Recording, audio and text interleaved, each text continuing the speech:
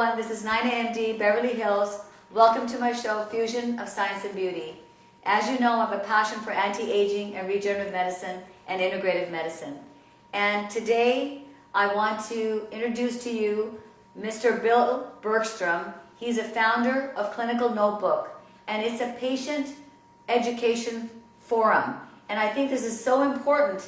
Bill, how are you today? Great. Thank you for having me. So I really wanted people to become aware of Clinical Notebook because we really don't have in medicine a real way or a forum that people can just come to and be able to vet out or know that there's a company who's already vetting out, doctors, who's vetting out products, who knows what's the right thing, or who knows who's good in one field and so forth. And I think I just wanted you to talk about your company a little bit today. It's just very, very interesting what you've done, with the company. Well, thank you for having me. Absolutely. Clinical Notebook was started about almost 5 years ago. Myself and a few doctors that wanted to create a forum for patient education that was authentic and actually accurate. And the only way to make sure it was accurate was by having information straight from doctors and doctors speaking on camera. So if patients were searching for information that they were regularly looking for online, instead of them researching articles or finding maybe ghost-written information from a physician assistant or from some researcher, they could find out what a doctor felt, what a doctor knew, and they could do it directly from listening and watching a doctor speak on camera. So our platform allows for patients to search for subjects or search for doctors. They type in a question, they'll find doctor answers, and they'll find those doctor answers on camera. And those are real authentic answers, right? Right. Because so much of, we've got so much social media now, right? Mm-hmm. It's like you feel like there's information popping. It's overwhelming almost. Right. The amount of information. So how do you kind of weed through the information that's authentic or not authentic? And how does this? I see so much of this, medical topics coming up, and we don't even know, where they're coming up, or even of what the statements that are being made are actually correct, right? Right. And there's a lot of forums out there that allow for patients to research. Right. You can go on Google and research a topic, and it might spend a patient 10, 15, 20 minutes to find some good answers. We wanted to make that available in seconds. So if I was searching for the pain in the back of my knee, I could find doctors talking on camera about whether or not that was an issue with my calf or my knee or the ligaments of my knee. Wow. And so arming the patient with important information provided the patient an opportunity to do two things: become better educated, and then have a good starting point for doing more research. But then they could actually research who the doctor was and say, oh, you know what? I like that comment. I like that doctor. I want to find out more about that physician and maybe make an appointment or visit their website. Got it. So, how you said the company was founded about what? How many years ago? About 4 years ago. Okay. Why at that particular time did you see that there was a need? Was there something happening, medical-wise or education-wise, or so to speak? I think there's a couple reasons for that. At the time, as a patient, I felt there wasn't a lot of information out there that was trustworthy. Trustworthy to find information, health information, but also I saw that there was a lot of listing services for doctors that was pedestrian at best. Yeah. Might list a doctor, their specialty, their practice, where they are, but didn't, as a patient, give you any information that was actually useful, like their website, background about that doctor. And having a video profile for each physician enabled me as a patient to research that doctor in the most intimate, authentic manner possible. I got to know where that doctor is, who that doctor is, what their specialty is.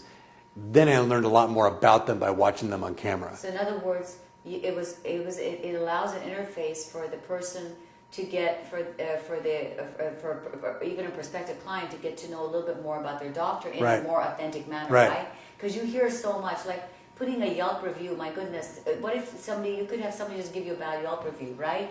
And then you're going to think that doctor's a worse doctor, or there's National Practitioner Data Bank, right, where they report all the doctors, but with this such a strict medical board environment and people going out of the box, sometimes they get reported, right? Right. So we really don't know if that doctor is really, really good or not, or what it is. And I think that face-to-face personable interaction, right? The person, you can tell if that doctor really has is going to be a good match maybe for that person, or has a knowledge that they are seeking to look for. This forum you're getting at is it's both beneficial for the doctor and the patient. We talked about it from the perspective of helping the patient navigate information and navigate doctors. From the doctor, where you're getting at is why it's beneficial for them in their practice. Right. The doctor practices, and you spoke about this from Yelp, a lot of the information that's out there doesn't really help the doctor practices. The pedestrian listings that I mentioned earlier do nothing more than just get the doctor out there somewhere generally online. But what happens for doctors, I think, is that since 90% of all referrals for physicians comes from referrals, what's happening is that doctors are being searched, but the vetting process for patients is being made when they're searching online and they find the doctor information. What happens when they're getting that information? Are they getting the right information? Right. So the information we wanted to create for them was a listing that the doctor controlled, that referenced the doctor's information that the doctor felt comfortable about, that showcased the video profile so the patient got a sense of who the doctor was and what they felt and what they knew, and then gave that patient access to the physician's website and the ability to make an appointment. That information is what was important for the doctor, and that helped the patient to navigate the system, make an appointment, and be comfortable with the doctor and scheduling consultation. The other services that are out there, as a patient, you don't get it's that. Scary. It's kind of scary. Lost. You get lost. I remember even like my own issue, like if I was trying to, find a doctor for a friend of mine, and it was a very specialized thing, but I had to find one, and a lot of times they'll ask me, a lot of their relative, I have a relative out in so-and-so, can you refer me, maybe an integrative doctor or this particular doctor specialist in, let's say, Minnesota. Well, I have no clue. I don't know. Right. And I feel so helpless, because how do you find that? Right. And how do you really get an interaction? And and so this by allowing, I think, the video, you're able to at least find out what the doctor's all Right. about. And video is, from a marketing perspective, video does more in less time than anything that anybody can do to market themselves online. It's the most powerful vehicle there is. But that's not why we created the platform. We created the platform because we felt that video did more in less time with the vetting process and the decision-making process. Short of you and I visiting one-on-one, the best way to get to know somebody when you research them is seeing video. It's the most authentic approach to finding out how a person feels about an issue, their acumen, and getting a sense of their personality when they're communicating.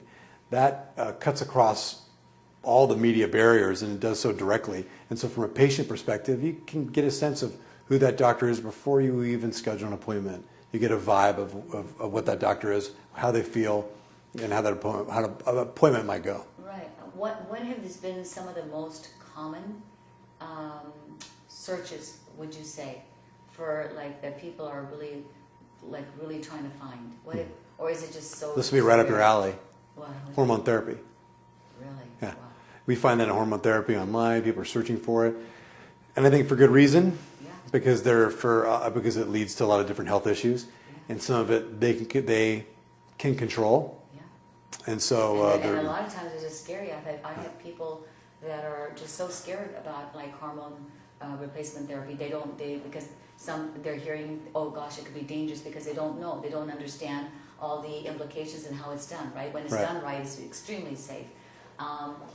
You might be it's just tidbit that I wanted to share with you. I always go into integrative medicine whenever I talk about the hormone therapy, because it's part of that, the anti-aging medicine and the regenerative medicine that I've learned and I teach about. But today I had actually interviewed on a show earlier an amazing breast surgeon right here in Beverly Hills, and she actually it was so amazing how the shift. remember we've talked so many times how there's a paradigm, we're waiting for a paradigm shift to sort of happen where, integrative medicine sort of gets much more accepted and so forth.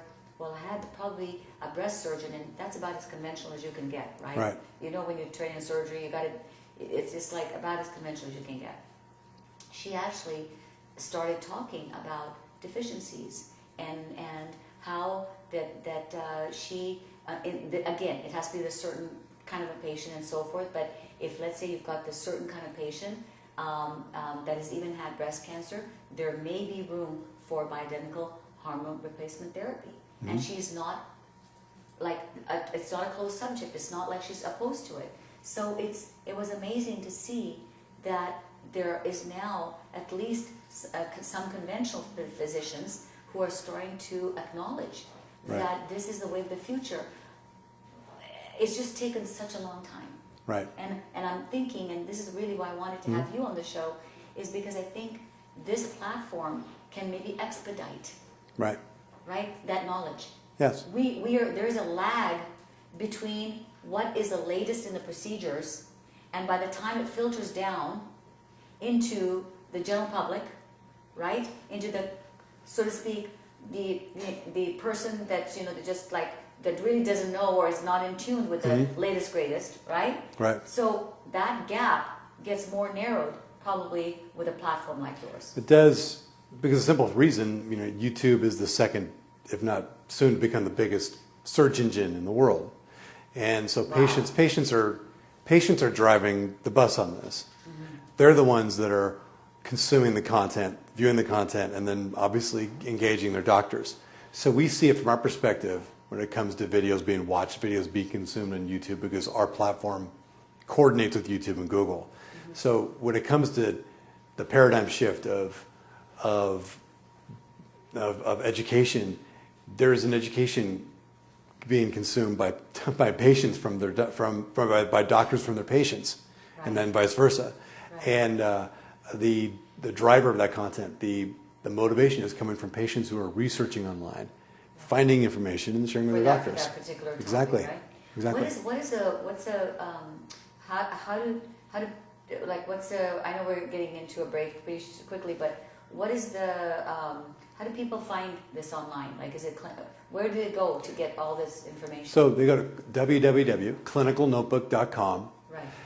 For patients that are out there who are searching the internet for videos or information, if they see a video that's on YouTube, health oriented, or in a Google search, often they're going to see a video that's coming from the Clinical Notebook Forum. Wow. Because of our aggregation of health information on YouTube and our production of content that we distribute in our platform. That's pretty cool. We're going to be right back. This is NainaMD, Beverly Hills, Fusion of Science and Beauty, and we'll be right back with Bill Bergstrom.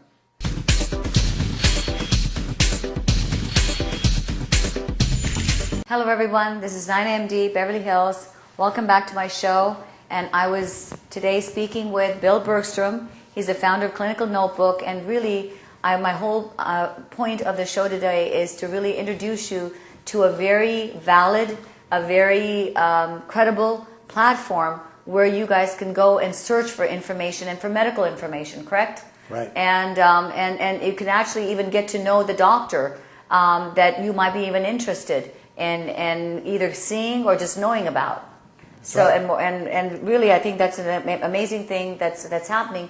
I want to take it one step further. Is that we're really getting into the fact that now we've got a source of being able to say, okay, we may even be able to find, okay, here's a set of doctors good for this particular procedure, or here's this for this. We can actually vet these doctors and have a platform where people can feel a little safer being able to research, on their doctors, right? Exactly. I think when it comes to vetting, one thing I should say is that the platform by its very nature vets. People consume the content, and they consume doctors that they like what they hear, they're approachable, or they like their acumen. Some doctors that have something to share are on this platform, and I would encourage any physician to be willing to join a platform like this, or to get out there on the internet and share their opinions, because doctors really are one of our pillars of society and our cornerstones of our community. Yeah. Their thoughts, their opinions should be shared with people. They have almost not only a right, but I almost think an obligation to share their acumen. And because more and more doctors are doing that, it becomes easier for us to share the information and also vet it for patients. And in some cases, help the patients vet the doctors. And so we're in a position to do exactly what you're saying. No, that's cool.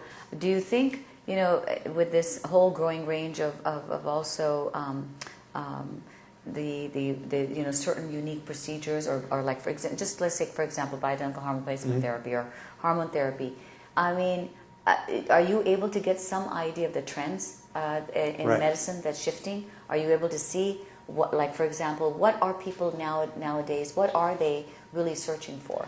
Is it just really, do they go in and say, oh, I just want to see like a primary practitioner, or what is it? What is the trend? Or is there a different from like 4 years ago to now? I think a trend that I'm seeing is that patients are, as they're more educated on medications, they're more educated on supplements. They're more educated on sort of out-of-the-box procedures that are not just, hey, I'm going to have an ACL surgery. It's what is it about my day-to-day living that I want to research, and what knowledge am I going to use to apply in my diet? So it's basically lifestyle. It's more lifestyle. Exactly. People really, and in other words, people really are interested in how they can be healthy, and it's more lifestyle. Or preventative. Right? Exactly. Preventive. And wow. so I think you're seeing that from not only diet, what they eat, what they drink, how to improve their supplementation. Those are things that we see that patients, the public, is consuming on video. And as a result of that, I think you'll see more and more doctors who are practitioners becoming more accommodating and more open to being more knowledgeable about different medications or integrative medicine or functional medicine in ways they probably weren't five or 10 years ago. So, in other words, there is a room for, slowly you see a trend of functional medicine or integrative medicine. There's a room, and lifestyle medicine, right? I do. That all of this is happening. And I think it's byproduct of what I hope is the change in the relationship between doctor and patient, where the patient is a client, is not just a patient or a standard person on a conveyor belt that's getting treatment and saying, okay, you're going in and out of the office. It's a person who sees their doctor as part of their daily living and program. And I think, and that relationship, that dynamic, I think is hopefully going to change, and I see it changing in a lot of ways. Who's demanding? Is the patients are demanding it, right? The clients. It's really the clients that are demanding it, because it's really not. What I see in just typical medicine, though, is that that doctors are having to spend less and less time. They're more on the computer, looking at the computer, than they are at the person that they're really wanting to know about, or getting, that they need to develop an interaction. So I almost see a sort of a dissociation between a personable relationship, okay, that used to exist between the doctor and the patient, and now we say doctor-client relationship. So, but at the same time, while that's occurring, because of the insurance, because of big pharma, because of hospital administrators and big insurance companies, right, running and controlling the show now, but the consumer or the client or the patient, potential patient, hasn't caught up to that. Right. They're not ready for that. Right. They don't want that. So how is that going to play out? I think it's going to play. That's a huge. That's because the very essence of where conventional medicine is going is not what the potential patient wants to go. He doesn't want to go for that ride. He or she wants to be looked at. They want to have more personal relationship. And doctors are, as now, because of all of these, lawsuits and so forth, the fear factor, you're afraid to touch the patient. You're afraid to do anything. I recently had a patient tell me that my doctor was so afraid to touch me in the after she came back from her surgery in the intensive care, but she just basically touched her toe, and she said that you're fine. And she said, you know what? When she touched my toe and said that, that was to me the most important healing aspect of my healing. Right. That for her to just touch my toe and to tell me that. Yep. So the point I'm trying to make is that personal relationships are so important, interactions are important, and yet that's not what's being emphasized. Yeah, I hope that changes. I certainly hope the message that I would, I'm not a doctor, but if I were to impart any wisdom from what we've seen online and what we've researched and what we ascertain on a daily basis from the patient tracking that we have in content, is that is to implement some, I guess, almost common sense approach for doctors in the education process at medical schools to teach them how to interact with patients and to not be afraid to address their symptoms and be a resource to that patient. And hopefully it's a resource ongoing to the patient. And if that happens, what's the byproduct of that? Probably healthier lifestyle, healthier living for everybody. Well, I think though this standard of care not only has to be taught in the medical, but it has to be the state board who control the medical board regulators, right? The regulators have to understand that regulating an industry for the safety of the public doesn't mean that you make the profession so sterile that you put the doctors in fear for trying to interact or tell what's the right thing to do to their potential patients, right? Right. So no, I think this is an amazing platform for doing something like this. Also, I really want to go into the next phase. Is that now not only do we have that, but it's also looking at a lot of times people search in and like a medicine or a product or let's say a supplement or whatever. It gives a platform really to vet some of those things out, right? Well, I'm glad you mentioned that. Our forum is evolving constantly, and I think one area where we may look into seriously, and it's probably happening already because of patient demand, is utilizing our platform for the vetting of medications, supplements, because of the unique and I think needed advice and counsel from doctors commenting on camera on these subjects. It's a lot of patients are searching for this information, and our forum is probably uniquely poised to be able to impart that information because of doctors' authenticity and approachability on camera, and so the patients can be confident in what they're taking. We've seen this already in some of the content material we have, but as sort of a medication watch and a vetted platform for sharing and imparting that information so the decisions can be made with great education by patients is something we're going to be looking to do. Are you also, is this like, are you seeing this happening, what can I say, are you seeing this happening worldwide, globally? Yes. Because I know you had a trip to China, right? Yes. And South Asia, I know that this is sort of a trend that seems to be sort of going worldwide. It's not just limited to the U.S., right? People are seeking products, doctor, or whatever, internationally. Yeah, it's going to happen. And with the medical tourism, right? I think the medical tourism, medical tourism as a concept is not new. It's about 8 or 9 years. We've seen a lot of doctors from here participate in, medical tourism across the country because it was for economic reasons. And I think you're going to start seeing more medical tourism from, let's say, Southeast Asia here to the United States. You're seeing more and more of it. The ability for this forum to be able to, I guess, play a role in that and intersect the Asian market with American doctors and medications is another area that we are exploring with great interest in pursuing and being pursued and pursuing right now. And I think you're going to see us get into the space. And when we do get into the space, we're going to offer a platform that provides information and access for the Asian markets to vetted products from vetted, recommended by American doctors, provided by American doctors.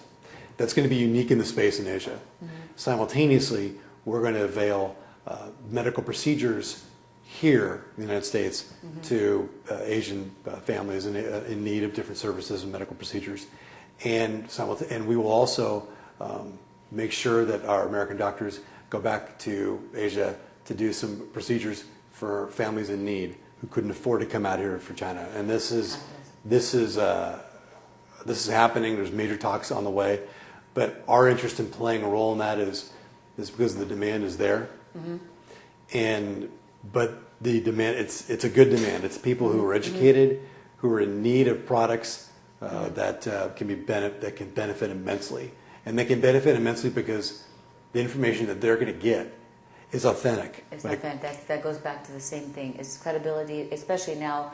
Well, you hear about what fake news is. Everyone's talking about it. That people are talking about so many things are being posted that are just not true. Right. They're not even real, you know. And so I really wanted. I was thinking, what could I do to bring awareness about a platform that could possibly exist that the audience could get really familiar with, and actually know that there's a credible company out there that's actually looking into this. Right. And so that's why I thought of having you on the show. Well, I appreciate Bill, it. Thank you so much for coming on, because it's Clinical Notebook, and you can't go off my show without me asking you, how do you take care of yourself?